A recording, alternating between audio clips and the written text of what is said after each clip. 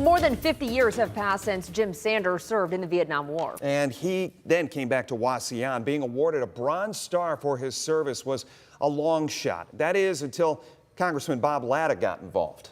Dan Cummins has more on this remarkable story. Dan. Well, Jim Sanders was a farm kid. He was drafted into the Army, and 6 months later, wow, he found himself in Vietnam with the 720th Military Police. MPs? Not really. The 720th often served with the infantry as ambush squads on the front lines. Well, Latta got his hands on this book called Up Close and Personal, a soldier's account with that very unit. I read it, and there was a kind of a paragraph in that really struck me. Well, we know we might just be whistling in the wind, but we just want to try. And I thought, doggone it, they need help. Every member of Congress got a copy of that book, but Latta contacted the Department of Defense and the U.S. Army to see if these warriors could get some recognition. I seen where we picked our mail up was a sign that said 720th MP Company, and then underneath it says Bushwhackers, and my first thought was, what do Bushwhackers and MP have in common? There were 3 platoons that went out and set up ambushes. They were out in the field for like 7 days, come in the middle of that, shower, shave, and then went back out. It took some time, but everyone's service record was inspected. Sanders and his entire unit were found deserving for a Bronze Star for performing heroically.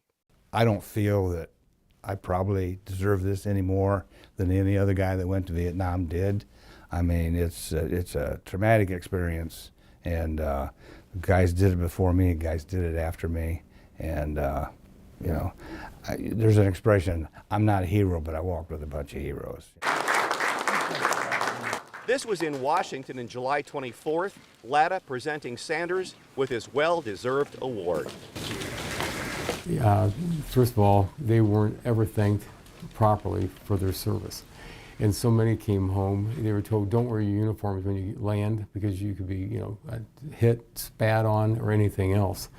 And so just knowing those members of these units coming back, that they did not get the credit that they deserve for serving their country.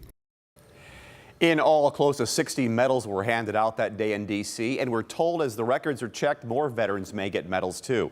That from a time far away, in Jim's case, 53 years. Since then, Jim has settled in Wauseon and worked for Delta Airlines. Reporting tonight, I'm Dan Cummins.